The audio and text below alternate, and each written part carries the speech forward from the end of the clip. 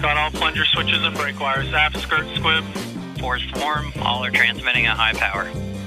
Looks like all 4 booms extended. Looks like the 0° boom did not deploy.